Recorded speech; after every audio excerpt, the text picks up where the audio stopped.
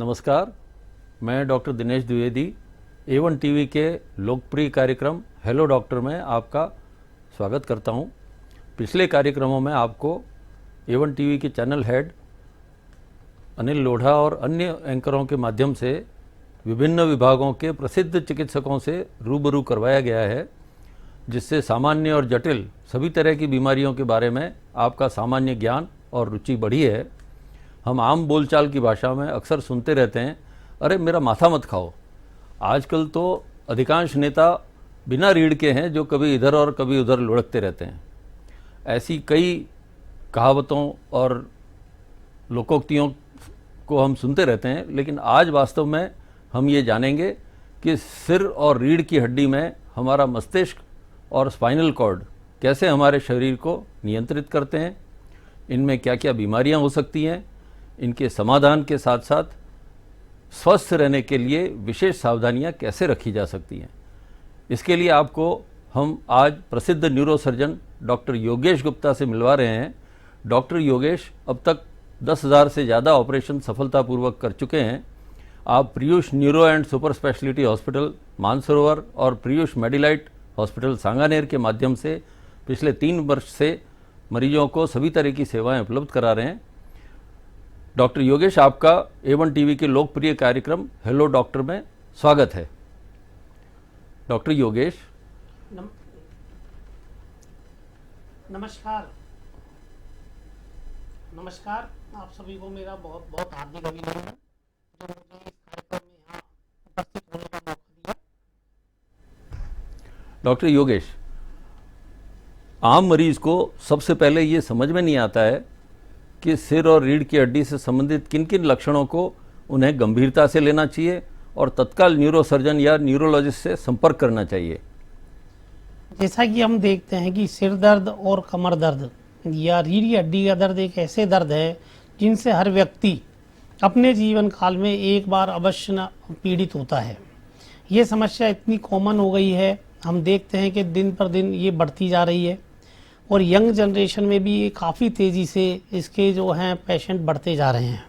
जो हमने देखा है कि जैसे सिर दर्द है, सिर दर्द सामान्यतः हर घर में इसका एक पेशेंट मिलता है जिनको ये सिर दर्द की समस्या रहती है। कॉमन जो सिर दर्द है वो माइग्रेन है, टेंशन हेडेक है और क्लस्टर हेडेक, जो एक कॉमन टाइप के सिर दर्द है जिनमें हम देखते हैं कि सामान्यतः हम लोग दवाइयाँ ले लेते हैं इधर मेडिकल स्टोर से या किसी चिकित्सक से, तो जनरली ये ट्रीट हो जाते हैं। पर कुछ ऐसे लक्षण हैं जो सिर दर्द के साथ कई बार मरीज के लिए घातक सिद्ध हो सकते हैं। तो ये हमारे लिए जानना जरूरी है कि जो सिर दर्द है उसके साथ घातक लक्षण कौन से हैं, कब हमें तुरंत डॉक्टर से सलाह लेनी चाहिए। इसके लिए जैसे सिर दर्द जब मरीज के वॉमिटिंग हो, आपको लगातार बार बार उल्टियाँ हो रही हो, आपको दिखाई देने में कोई समस्या आ रही हो या सुनाई देने में कोई समस्या नज़र आने लगे, पेशेंट को बेहोशी आए या किसी तरह के मिर्गी के दौरे या उसके लक्षण प्रकट होने लगे, इन परिस्थितियों में आपको तुरंत अपने निकटतम न्यूरोसर्जन या न्यूरोफिजिशियन से तुरंत संपर्क करना चाहिए, क्योंकि ये सारे लक्षण ये दिखाते हैं कि शरीर दिमाग में कहीं ना कोई बड़ी समस्या की ओर ये इंगित करते हैं। साथ में अगर मरीज को कभी ऐसा लगता है कि हमें बैलेंसिंग में समस्या आ रही है, तो ये सिर दर्द के काफ़ी लक्षण हैं। बुखार या उल्टी के साथ में सिर दर्द जैसे कि आपको इन्फेक्शन की तरफ इंडिकेट करता है कि दिमाग का कोई इन्फेक्शन हो सकता है। दूसरा जो सिर दर्द है, अचानक बैठे बैठे कई बार देखते हैं पेशेंट को हमें बहुत तेज़ सिर दर्द हो रहा है, ये एक ब्रेन हेमरेज के लक्षण की तरफ हमें इंगित करता है। तो इस तरह के सिर दर्द को हमें बिल्कुल भी इग्नोर नहीं करें, तुरंत अपने डॉक्टर से संपर्क करें। अब नेक्स्ट जो आपने सर सवाल पूछा कि कमर दर्द और गर्दन दर्द, ये आज की बहुत कॉमन प्रॉब्लम है, क्योंकि इसके जो कई कारण हैं कि जब देखते हैं कि पोजीशन गलत बैठना, ये भी जैसे सिर दर्द के साथ स्पाइन की प्रॉब्लम्स इतनी कॉमन हो रही है। ये कहा जाता है कि हर व्यक्ति अपने जीवन काल में जैसे सिर दर्द से पीड़ित होता है, ऐसे ही एक बार जरूर गर्दन दर्द या कमर दर्द से पीड़ित होता है।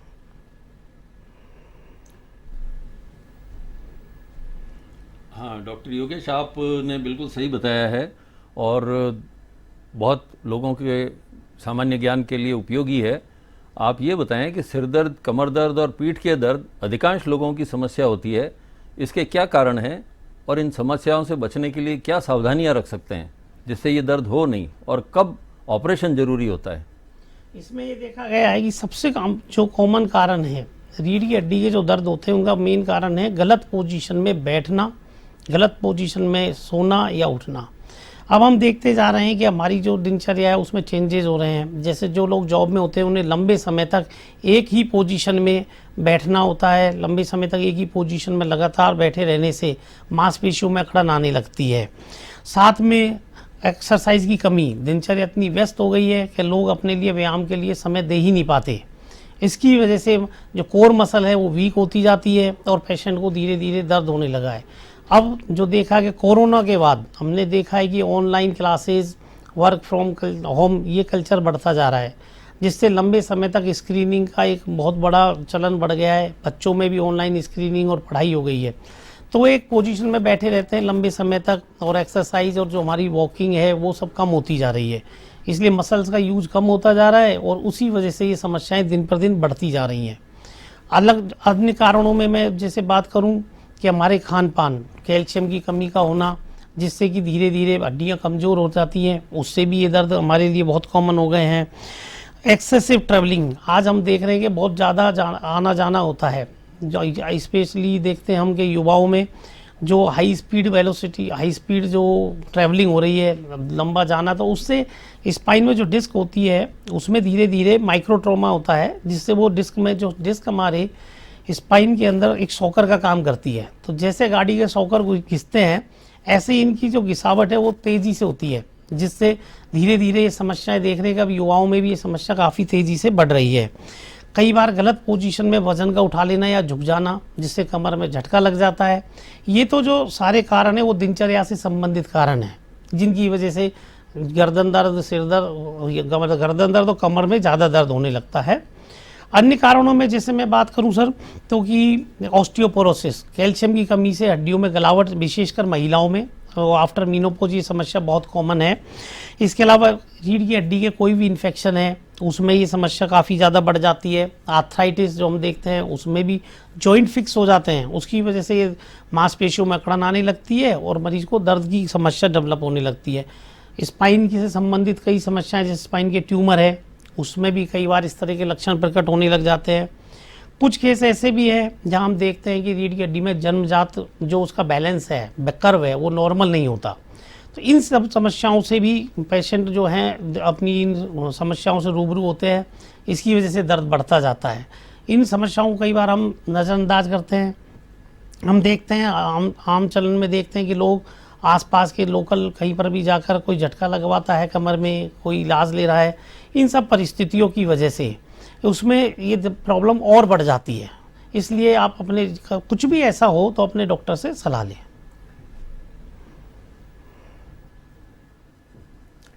डॉक्टर योगेश, आजकल क्या हुआ है कि पहले तो सुनते थे प्रौढ़ लोगों को ये ज़्यादा समस्या होती थी, रीढ़ की, कमर की, गर्दन की दर्द की, लेकिन आजकल जवान लोगों को भी स्लिप डिस्क की समस्या आने लगी है। तो इससे बचने के उपाय क्या हैं और ऑपरेशन कब ज़रूरी हो जाता है? बिल्कुल सही कहा सर आपने। पहले हम देखते थे कि 40 साल के बाद ही इस तरह की समस्याओं से पेशेंट को हमारे पास आते थे, पर अब हम देख रहे हैं कि कई बार स्कूल गोइंग चाइल्ड भी हमारे पास आ रहे हैं, बच्चे हैं, कॉलेज के जो स्टूडेंट हैं, उनमें भी ये समस्याएं बहुत हो रही हैं। जैसा सर मैंने आपको बताया, सबसे आमंत्रित दिनचर्या में परिवर्तन, जिसमें कि व्यायाम की कमी, स्पीड के साथ चलना, जिससे माइक्रो ट्रॉमा जो स्पाइन में हो रहा है, तो स्पाइन पर लोडिंग बढ़ रहा है, तो जो लोड बढ़ रहा है स्पाइन के ऊपर, उसकी वजह से जो स्पाइन की जो एज है वो कम होती जा रही है और ये समस्याएं सर उठाती जा रही हैं।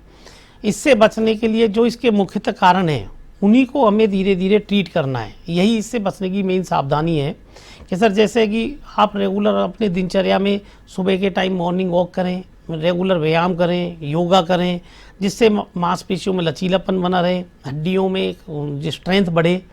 खान पीन में कैल्शियम रिच फूड जो होते हैं उनका आप सेवन करें रेगुलर टाइप पे। जो आपकी ट्रैवलिंग है वो सेफ हो, उसमें अननेसेसरी का किसी भी तरह का जर्क अपने स्पाइन को नहीं हो। हम देखते हैं आजकल युवाओं को स्पीड ब्रेकर पे तेज़ी से गाड़ी निकालते हैं, उस समय उससे कुछ प्रॉब्लम नहीं हो रहा, लेकिन उससे उनकी रीढ़ की हड्डी पर एक ट्रॉमा डेवलप हो रहा है जो लंबे समय में उनको तकलीफ देने के लिए पर्याप्त होता है। इन सब चीज़ों को देखते हुए अगर हमें कोई वार्निंग साइन मिले तुरंत अपने डॉक्टर से मिलें, जिससे रेगुलर चेकअप करें और इन सब समस्याओं से बचें।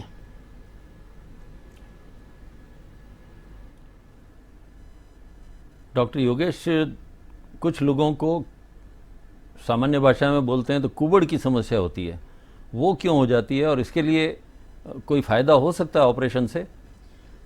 कुबड़ जिसे हम हमारी डॉक्टर की लैंग्वेज में काइफोस्कोलियोसिस या स्कोलियोसिस बोलते हैं, जो एक स्पाइन का नॉर्मल कर्व होता है, उस कर्व में कोई वेरिएशन आ जाने की वजह से उस कर्व का एक साइड में ज़्यादा बढ़ जाना या एक साइड में कम हो जाना, इसकी वजह से एक कुबड़ की समस्या आती है।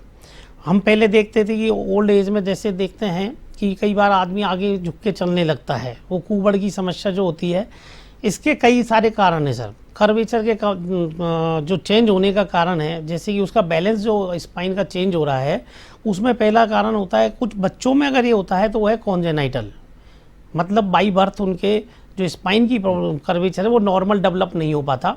उसी की वजह से जो कर्वेचर नॉर्मल डेवलप नहीं होता तो बच्चों में ये देखा जाता है कि काफ़ी बच्चे आते हैं जिनका स्पाइन तिरछा होता है, कुबड़ की समस्या रहती है। दूसरा, प्रौढ़ अवस्था में या ओल्ड एज में हम देखते हैं कि धीरे धीरे कई बार जैसे पेशेंट को पुराना ट्रॉमा रहा हो, स्पाइन में कोई फ्रैक्चर हुआ तो रीढ़ की हड्डी का जो कर्वेचर है वो फिर चेंज हो जाता है, क्योंकि स्पाइन में जो है हड्डी पिचक जाने से उसका कर्वेचर में प्रेशर आ जाता है।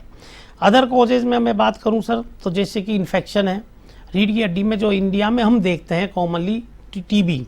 ऐसा नहीं है टीबी केवल फेफड़ों में होता है, रीढ़ की हड्डी और ब्रेन के अंदर भी जो टीबी की समस्याएं हैं वो बहुत देखी जाती हैं। टीबी की जो इन्फेक्शन है, हमारी जो हड्डियां हैं रीढ़ की हड्डी को विशेषकर उसको सॉफ्ट बना देता है, तो उसके ऊपर जो जैसे जैसे लोडिंग बढ़ती है तो कर्वेचर स्पाइन के चेंज होने लगते हैं, उससे भी कुबड़ की समस्या हो जाती है।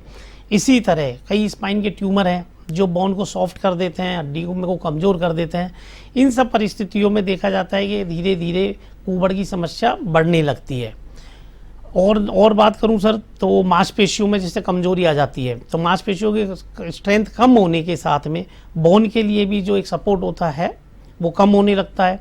उसके कम होने से मरीज को धीरे धीरे ये समस्या बढ़ने लगती है। अब आपका सर नेक्स्ट क्वेश्चन है कुबड़ में ऑपरेशन की आवश्यकता। ऐसा नहीं है कि हर मरीज को ऑपरेशन की आवश्यकता होती है। जैसे पहले ये देखा जाता है कि ये कुबड़ या स्कोलियोसिस का कारण क्या है, हमें पहले अपने डॉक्टर से मिलकर उसका कारण खोजना है कि भाई उसका कारण क्या है। ज़्यादातर केसेस में दवाइयाँ, एक्सरसाइज और करेक्ट पोजीशन जो सही होती है चेंज की जाती है, तो उससे पेशेंट को रिलीफ मिलने लगता है।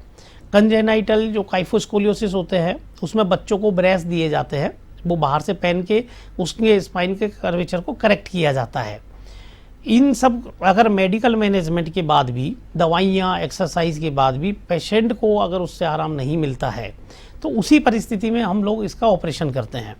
इसके ऑपरेशन के सर अदर इंडिकेशन में ये रहता है कि जैसे अगर लगता है हमें कि पेशेंट के किसी भी शरीर के हिस्से में कमजोरी आ रही है, कोई सुन्नपन आ रहा है या कोई हिस्सा काम करना धीरे धीरे करके कम करता जा रहा है, उस परिस्थिति में इसके ऑपरेशन किए जाते हैं। विशेषकर अब बच्चों की मैं बात करूं तो बच्चों में जनरली ये 16 साल की जब एक बार स्पाइन पूरा मैच्योर हो जाता है तो 15 या 16 साल की एज के बाद ही इसके ऑपरेशन किए जाते हैं। ऑपरेशन जो होते हैं आजकल इसकी नई नई तकनीक्स आ गई हैं, जिसमें हम बात करें कि न्यूरो नेविगेशन है, न्यूरो मॉनिटरिंग है, तो इसमें क्या है, स्क्रू डाल के इसकी रीढ़ की हड्डी को सीधा किया जाता है। ये मेजर सर्जरी है। और अब अच्छी बात ये है सर, पहले जैसे मैं बात करूं तो ये केवल दिल्ली, मुंबई वगैरह वहीं पर ये सर्जरी उपलब्ध थी, पर अब जयपुर में भी अब ये सर्जरी उपलब्ध होने हो गई हैं, तो लोगों को ये सुविधा उपलब्ध होने लगी हैं।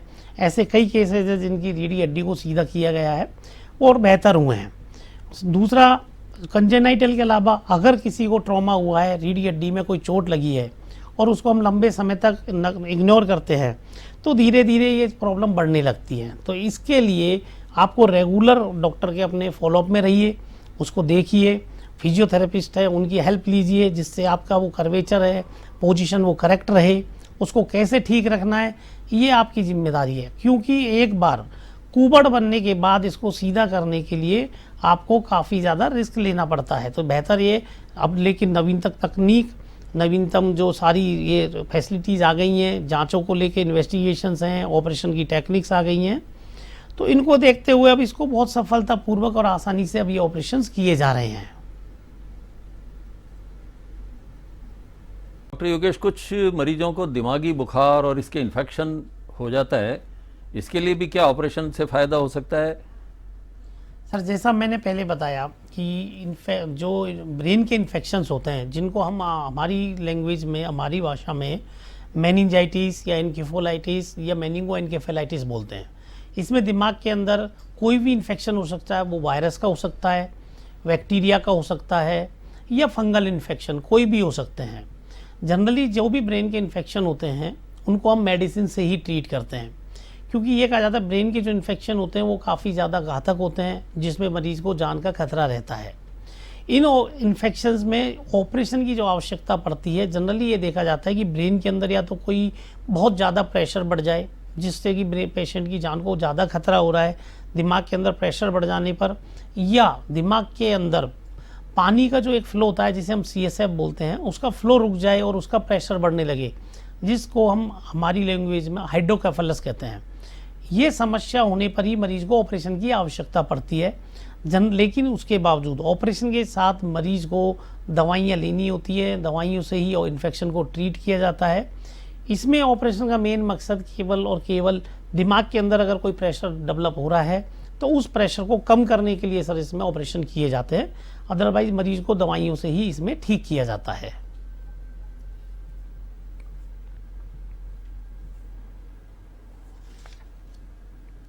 डॉक्टर योगेश, कई मरीज मिर्गी के, जो सामान्य भाषा में मिर्गी बोलते हैं अपन, उनके कुछ मरीजों को दवाइयाँ लेते रहते हैं, उसके बावजूद भी लाभ नहीं होता और मिर्गी के दौरे आते रहते हैं, तो उनको ऑपरेशन से कोई फ़ायदा हो सकता है क्या?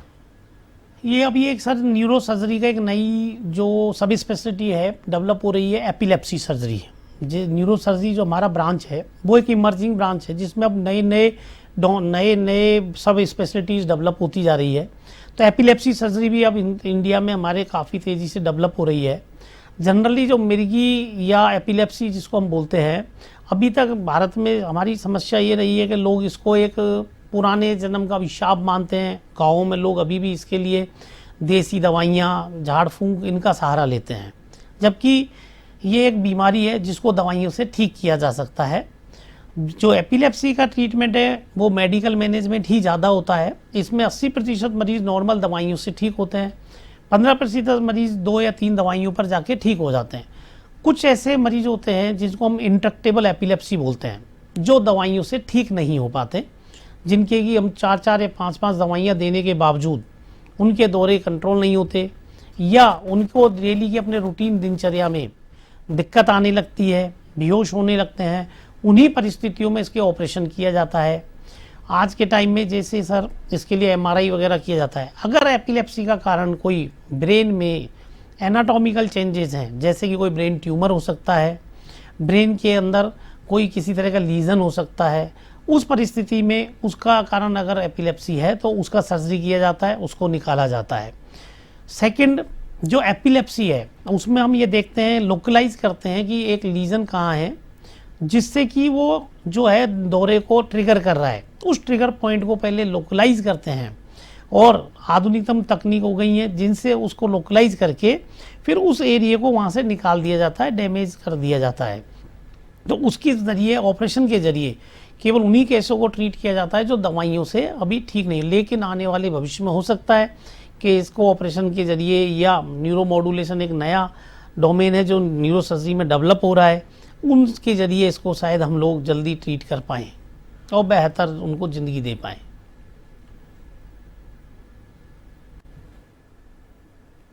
डॉक्टर योगेश, हमारी एक निकट संबंधी हैं जिनके कि ब्रश करने से या कुछ चीज़ चबाने के दौरान चेहरे पर दाईं तरफ भयंकर दर्द और ऐसा महसूस होता है जैसे बिजली का झटका लग रहा हो, तो क्या इस तरह की बीमारी के लिए ऑपरेशन करने से फ़ायदा हो सकता है? हाँ सर, इसको बेसिकली हम ट्राइजेमिनल न्यूरालजिया बोलते हैं। इसमें मरीज को चेहरे पर एक तरफ करंट जैसे सेंसेशन आते हैं। करंट की वजह से मरीज को ऐसा लगता है, इतना तेज़ पेन होता है, उसको इतना दर्द होता है कि वो उसकी चीख निकल जाती है, आह निकल जाती है। जनरली इसमें एक सर देखा गया है कि मरीज को दांतों के अंदर दर्द होता है, ऊपरी या निचले जबड़े में जब दर्द होता है तो वो पहले डेंटिस्ट के पास जाता है। दांतों के डॉक्टर, कई बार ऐसे पेशेंट भी होते हैं कि मिस डायग्नोस होने की वजह से उनके कुछ दांत निकाल दिए जाते हैं, तो दांत निकालने के बाद भी लेकिन उनका दर्द ख़त्म नहीं होता। ऐसे मरीज जब अपना मुंह धोते हैं, खाना खाते हैं, ब्रश करते हैं, इवन कई मरीज ऐसे होते हैं जिनको ठंडी हवा या पंखे की थोड़ी सी हवा लगती है तो उनको एक करंट जैसा दर्द इतना तेज़ होता है कि उनकी आह निकल जाती है। इस दर्द को देखना मतलब एक लाइफ टाइम सबसे बहुत ज़्यादा सीवियर पेन होता है मरीज़ को। अब इसका सर ट्रीटमेंट जो है, सबसे पहले इसको मेडिसिन से ट्रीट किया जाता है। अगर मरीज को दवाइयों से आराम नहीं आता है या मरीज़ दवाई खाने का इच्छुक नहीं है या हमें लगता है कि दवाइयाँ इतना ज़्यादा साइड इफ़ेक्ट दे रही हैं कि मरीज़ को, जिससे कि मरीज़ का ये कंट्रोल नहीं होने के अलावा उसको और समस्याएं दिख रही हैं, उन परिस्थितियों में इसके ऑपरेशन किए जाते हैं। इसके अब 2 तरीके के ऑपरेशन करते थे। पहले क्रेनियोटोमी, जिसमें हम ब्रेन को खोल के दोनों नसों को अलग अलग कर देते हैं। इसमें क्या है कि बेसिकली खून की नस और करंट की नस दोनों के बीच में एक कांटेक्ट बन जाता है, जिसकी वजह से ये दर्द आता है। तो दोनों नसों को अलग अलग कर दिया जाता है, तो इसको क्रेनियोटोमी बोलते हैं। दूसरा और लेटेस्ट जो अभी नया इसका एक ट्रीटमेंट आया है, जिसको रेडियो फ्रिक्वेंसी एब्लेशन बोला जाता है। ये एक डे केयर सर्जरी है, जिसमें मरीज़ को एक इलेक्ट्रोड डाल के न्यूरो नेविगेशन, सियाम, कई सारे नए नए इक्विपमेंट हैं, उनके अंडर विजन में ब्रेन के अंदर एक इलेक्ट्रोड डाला जाता है और उससे थर्मल हीट के जरिए उस नस को सुन्न कर दिया जाता है। मरीज़ को इमीडिएट आराम आ जाता है, इफेक्ट आ जाता है और उसको कुछ घंटों में घर भेज दिया जाता है। ये एक जादू की तरह होता है। जब मरीज आता है, दर्द की से पीड़ित होता है, रोते हुए काफ़ी पेशेंट आते हैं, लेकिन ये करते ही पेशेंट को आधा घंटे के अंदर इतना आराम आ जाता है, उसको देख के हमें भी इतना पॉजिटिव एनर्जी आता है कि चलो ये पेशेंट की लाइफ में कितना बड़ा चेंज आया है। मेरे प्रैक्टिस में मैंने ऐसे पेशेंट भी देखे सर जो 18 साल से इस दर्द से पीड़ित थे, पर वो इसके बारे में लोग इसके बारे में ज़्यादा जानकारी नहीं होने के अभाव में वो इधर उधर लोकल ट्रीटमेंट में कई बार फंस जाते हैं और उसका एक परमानेंट सॉल्यूशन है वो नहीं हो पाता है। जब उनको ट्रीट करते हैं तो उनका जो पॉजिटिव एनर्जी और जो उनके लाइफ में चेंज आता है, उसे देख के बहुत पॉजिटिव एनर्जी मिलती है। तो आप इसके लिए अपने जो भी इस तरह के केसेस है, मैं यही कहूँगा अपने न्यूरो फिजिशियन, न्यूरो सर्जन से आप मिलें और इसका इलाज कराएं। डॉक्टर योगेश, आपने बहुत अच्छी जानकारी दी है। कुछ लोगों को अचानक से लकवा हो जाता है और लकवा होते ही घर में सभी लोग बहुत परेशान हो जाते हैं, तो ऐसी स्थिति में क्या करना चाहिए?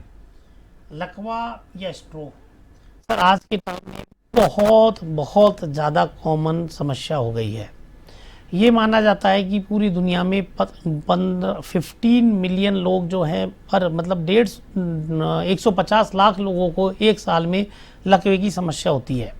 इसमें से 5 मिलियन लोग जो हैं, 50 लाख लोगों की डेथ हो जाती है।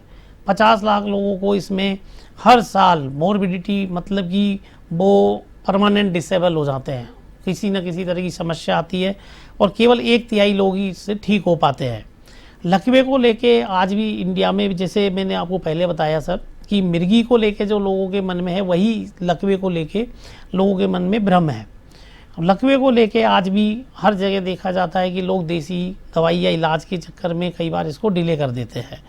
लकवे के 2 कारण होते हैं। एक होता है नस के अंदर ब्लॉक होना, सिर की नस की जो खून की नस होती है उसमें क्लॉटिंग हो जाती है, उसको हम इन्फार्क्ट बोलते हैं। तो ये देखा गया कि 85% केस जो होते हैं वो इसी से होते हैं, लकवे के। दूसरा कारण होता है ब्रेन हेमरेज, इसका मतलब खून की नस का फट जाना। इसमें खून जो है ब्रेन के नस फटने से बाहर ब्रेन के अंदर आ जाता है, जिससे मरीज को लकवा आ जाता है। तो इस जो है ब्रेन हेमरेज वाले केस होते हैं लकवे के, वो काफ़ी सीरियस होते हैं। तो इसीलिए मैं बोलता हूँ कि लोगों को अपने डॉक्टर से ज़रूर मिलना है, इसमें देखना है कि लकवे का कारण क्या है, उस कारण को खोजना है और उसके अकॉर्डिंग हमें ट्रीटमेंट लेना है। देसी इलाज जो है इन्फार्क्ट के बारे में हम ये कहते हैं कि ये अपने आप सेल्फ लिमिटिंग डिजीज़ है, जो कुदरत इसको अपने आप ठीक करती है। तो समय के साथ जैसे जैसे समय गुजरता है मरीज इम्प्रूव करता जाता है, लेकिन जिसको एक बार लकवा होता है उसको दोबारा इसके होने के बहुत ज़्यादा चांस होते हैं। तो इसके जो जो रिस्क फैक्टर हैं उसको ज़रूर हमें आइडेंटिफाई करना है क्या क्या रिस्क फैक्टर हैं जिसकी वजह से ये समस्याएं हो रही हैं, उसको हम डॉक्टर के पास जाने से उनको पहचान कर वो उनको निदान करते हैं, उनके आपको आगाह करते हैं कि इनसे बचना है और दवाइयों की मदद से उसको दोबारा होने से रोका जाता है। कई बार देखा जाता है कि जैसे कि बीपी शुगर के पेशेंट होते हैं कि सर हमें कोई प्रॉब्लम नहीं है, हम तो ठीक है, जब दवाई तभी लेंगे जब कुछ समस्या होगी। ये जो हार्ट अटैक और ब्रेन अटैक दोनों ये बीमारियां एक ही हैं। स्ट्रोक और हार्ट अटैक दोनों बीमारियों एक ही बीमारी है जिसकी वजह से समस्याएं होती हैं। तो इन सब के लिए आप अपने डॉक्टर से मिलिए। ये आज के टाइम में स्ट्रोक यूनिट डेवलप होने लगी है, हर हॉस्पिटल अपने यहाँ पर स्ट्रोक यूनिट बनाने लगे हैं। इसका एक गोल्डन आवर रूल बनाया गया है जो मैं विशेषकर दर्शकों को जरूर बताना चाहूँगा कि आज के स्ट्रोक अवेयरनेस प्रोग्राम के लिए हर जगह आपने देखा होगा बहुत बड़े बड़े बैनर, पोस्टर, टीवी, मीडिया में हर जगह आपको दिखने को मिलेंगे। अगर आपके किसी भी संबंधित जानकार व्यक्ति को स्ट्रोक होता है या लकवा होता है तो आप कोशिश करिए कि 4.5 घंटे के अंदर वो ऐसे स्ट्रोक यूनिट या स्ट्रोक वाले हॉस्पिटल है वहाँ पहुँच पाएँ। इसमें एक विशेष इंजेक्शन दिया जाता है जिससे कि उस क्लॉट को हम घोल सकते हैं, पर उसका एक टाइम पीरियड है कि 4.5 घंटे के अंदर वो पेशेंट वहाँ पर पहुँच जाए। अब उस 4.5 घंटे में अगर पेशेंट पहुँचता है तो उसके लकवे के रिकवर करने के चांसेस बहुत बढ़ जाते हैं। वो इंजेक्शन देने के बाद पेशेंट को देखा गया है कि रिकवरी की रेट फास्ट होती है, रिकवरी का एक्सटेंड अच्छा होता है और पेशेंट अपना सामान्य जीवन जी पाता है। एक दूसरा लकवे में मैं कहना चाहूँगा एक जो लक्षण है उसको पहचानना बहुत ज़्यादा ज़रूरी है। इसका एक डोमेन बनाया गया है बी फास्ट। बी फास्ट मतलब आपको सबसे पहले इम्पोर्टेंट है बैलेंसिंग। अगर किसी को लगे कि मेरा कुछ देर के लिए बैलेंस गड़बड़ा रहा है। दूसरा आई साइट मतलब देखने में या आंखों की मूवमेंट में कोई समस्या हो रही है। फास्ट मतलब फेशियल डेविएशन, मुंह में कोई भी तिरछापन आ रहा है। इफ फास्ट फिर देन A4 जाएंगे, आर्म मतलब आपका लिम्ब में किसी भी तरह की वीकनेस आ रही है। स्पीच, S4 स्पीच, बोलने में कोई भी समस्या, ये सारे लक्षण जो है वो लकवे के हैं। और T4 टाइम, जैसा मैंने बताया 4.5 घंटा टाइम फ्रेम। तो रश टू हॉस्पिटल, आप हॉस्पिटल पहुँचे जल्दी से जल्दी, नियर बाई जो आपका अस्पताल है वहाँ जाके स्ट्रोक का ट्रीटमेंट लें। तो ये बहुत मैं चाहता हूँ कि स्ट्रोक के लिए आज जो हमें रोकना है इसे हम रोक सकते हैं। इसके लिए किसी को परमानेंट डिसेबल होने से बचाया जा सकता है। डॉक्टर योगेश, आपने बहुत अच्छी जानकारी दी है। एक आखिरी सवाल और पूछना चाह रहा हूँ मैं कि कमर का दर्द और गर्दन का दर्द और ये जितने भी तरह के दर्द हैं उसमें बिस्तर का, गद्दे का और तकिए का कोई रोल होता है क्या? हाँ सर, जैसा मैंने आपको कहा कि सर पोस्चर बहुत इंपॉर्टेंट है रीढ़ की हड्डी का। जो ये कर्वेचर है हमारा रीढ़ की हड्डी का, जब तक ये नॉर्मल मेंटेन नहीं होगा ये समस्याएं हमें आएंगी। तकिए का रोल ये है कि अभी हम देख रहे हैं आज की दिनचर्या में सर बच्चे हैं या जो लोग टेक्नोक्रेट्स हैं, अपने स्क्रीनिंग टाइम की वजह से गर्दन जो है वो फ्लेक्स पोस्चर में रहती है, हमेशा झुकी रहती है। अब लंबे समय तक गर्दन के झुके रहने से और फिर उसके बाद रात को भी सोते समय अगर हम तकिए लगाते हैं तो गर्दन एक फ्लेक्स पोस्चर में ही मेंटेन होता है। उसकी वजह से स्पाइन का या गर्दन का कर्वेचर बदल जाता है। उसको हम सर्वाइकल स्पोंडोलाइसिस बोलते हैं, जिसको आम भाषा में सर्वाइकल की प्रॉब्लम हम बोलते हैं। उसकी वजह तो इसलिए हमें तकिया जनरली नहीं लगाना चाहिए। तकिया पतले से, अगर नींद नहीं आए तो आप पतले से पतला तकिया लगाइए। अब नेक्स्ट सर गद्दे का रोल बिल्कुल है। अगर हम जैसे पुराने टाइम पर चारपाई पर या उस पर सोते थे सॉफ्ट वाले गद्दों पर, तो वहाँ पर अगेन जो है हमारा कमर है वो उसमें अंदर धंस जाता है, तो स्पाइन का कर्वेचर चेंज होता है। हमेशा गद्दा जो है इतना होना चाहिए कि हमारा स्पाइन का कर्वेचर नॉर्मल मेंटेन रहे। तो अपना तकिए और गद्दे हमेशा अच्छे से अच्छे होने चाहिए, जिससे कि कम से कम रात को सोते समय स्पाइन का पोस्चर करेक्ट मेंटेन हो।